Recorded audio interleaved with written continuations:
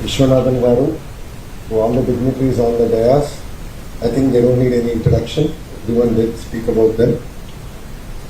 To all the global academic institutions that have representatives here, to the faculty, deans, and to my dear students, it's really exciting times, and I'm really excited to be here.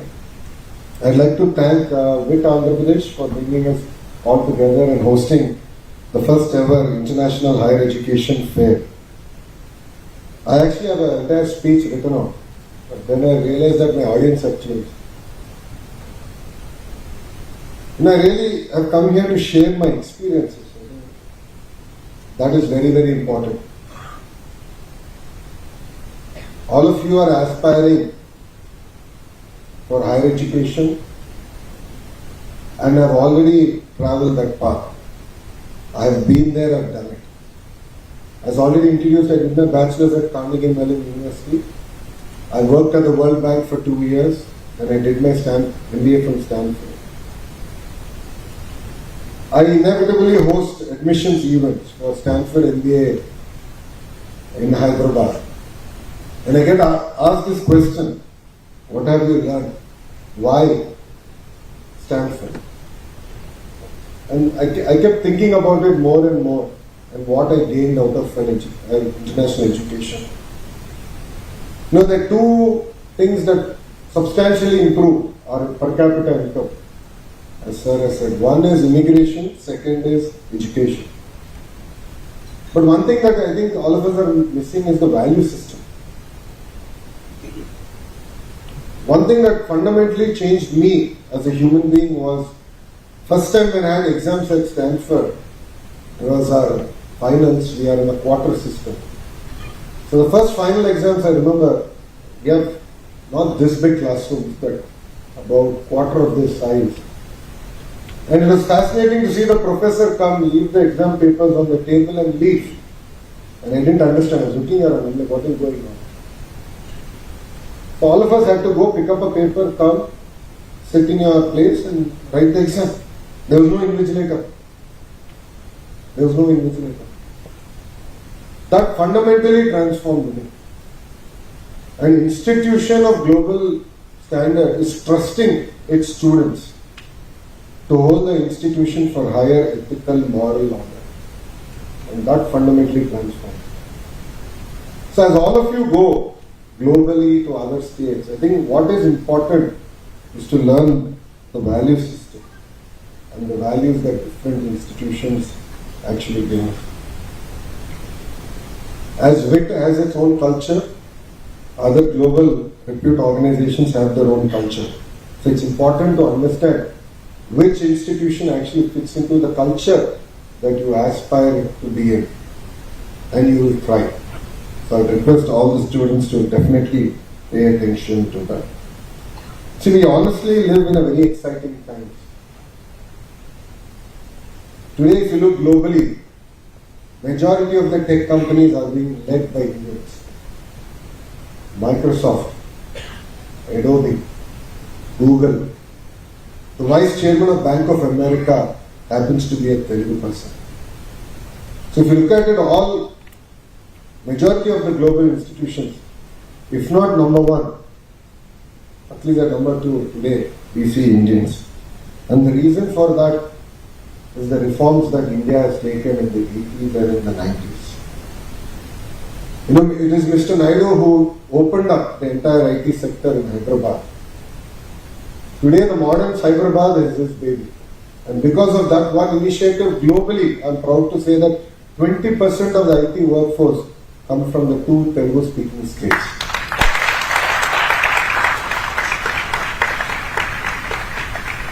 While I'm proud of that fact, I'm also worried that we're losing all our bright minds to the rest of the world. So like how I have taken the road less traveled. Getting a global MBA, I came back to politics. And I did a walkathon. And I rediscovered our nation and my own state. So I request all of you to seriously think about your purpose. In one of the MBA applications, I had this question, what matters to you most and why? I'll repeat that again.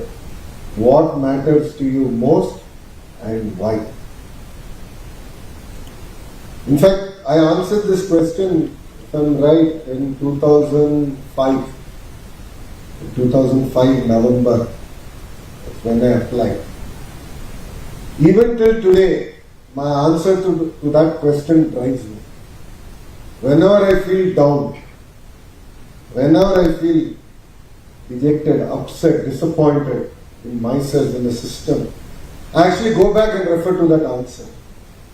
And that gives me again my headache. So it's very important for all of you to really rediscover, understand what your true calling is.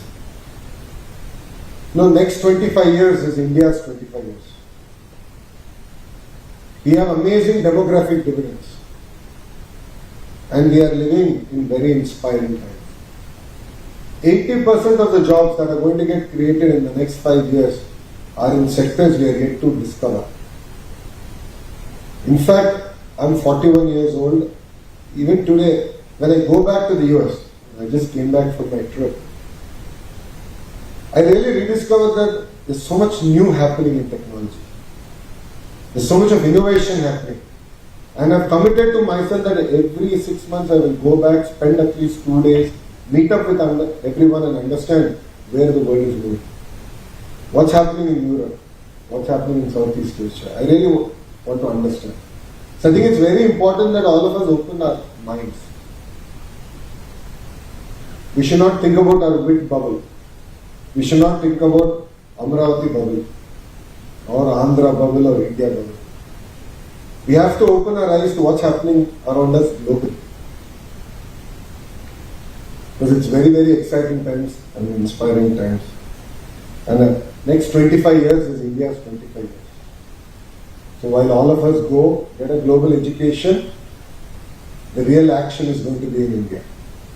And it's very important that all of us actually come back and be part of India's growth story.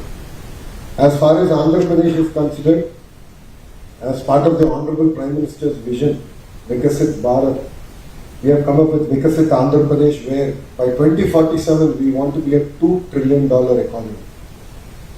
And we want to have the highest per capita income in India. And yes, sir, GR ratio is a key performance indicator that the Honorable Chief Minister has given me. So we are tracking that closely. CM is very clear that our students should definitely go for higher education. From 10th grade, we want to monitor dropouts, we want to motivate them, we want to get them into the formal education system, and that is a focus area for us.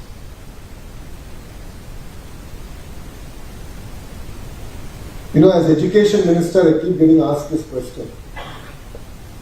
Should we spend more money? And I keep thinking about this. We already have the key building blocks as a nation. But I truly believe our approach to the system is not right. We are focused on outputs and not outcomes. Outputs is our attendance. Outputs is whether we have come to exams or not. But outcomes is how far have we learned. And that is something I'm personally trying to chase and bring about in the entire government education system. Today, I would like to announce, sir, in 5 years, you will see Andhra school education as one of the best in the nation. This government is committed to school education. That is why Mr. Naidu gave a Stanford MBA, the Human Resource Development Ministry. To all the students here, a life lesson. You know, life is all about a journey. It is not about a destination. You are going to have amazing highs and you will have amazing lows. You will have a good days, you will have great days, you will absolutely have bad days and worse days. It's very, very important to take both in the same stride. Number two, always choose the road less traveled. That opens up amazing opportunities for all of us. Always challenge yourself. always push yourself. And I'll give you an example of my own life. 2013, I joined Mr. Naidu's team. We worked, we got elected. Then I joined his cabinet in 2017, but we lost the elections in 2019. I contested from a constituency called Mangalgiri, which Telugu Desam party did not win since 1985. 1985. I contested in 2019 and I lost. I lost with 5,300 votes. I felt bad. It took me 2-3 days to recover from that loss. I said, what did I do wrong? But 2-3 days later I realized that it's my mistake. I couldn't convince the people of Mangalgiri that I am capable, competent of leading them. 5 years I committed to it. 5 years I stuck to Mangalgiri. Lot of people told me, don't contest from Mangalgiri, choose 2 constituencies. Worst case scenario, in case you lose, you'll at least win in your strong one. I said, that is an easy exit and I will not do it. 5 years I worked hard. I stuck at it. I took all insults. But today I am proud to say, I won it with one of the highest majority in Andhra's history.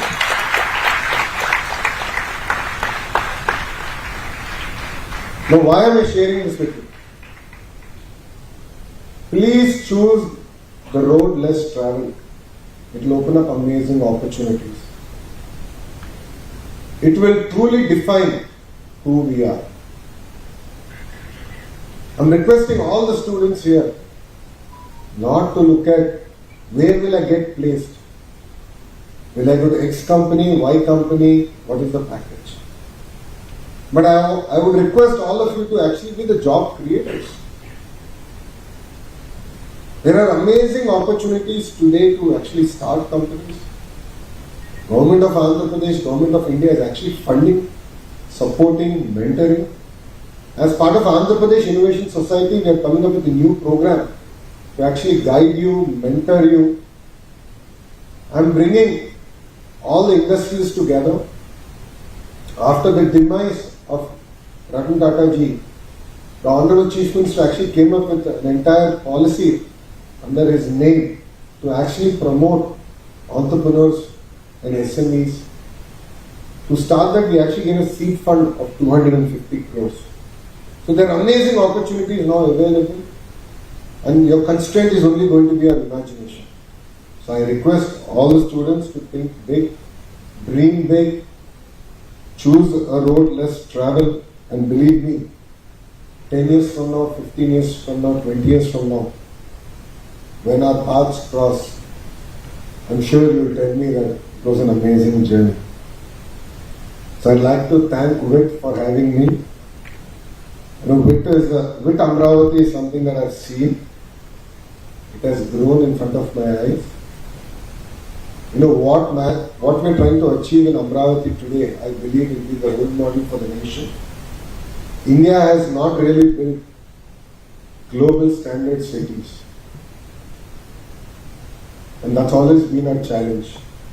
We always talk about China model, Singapore model, or any other model. I think time has come to talk about Indian models.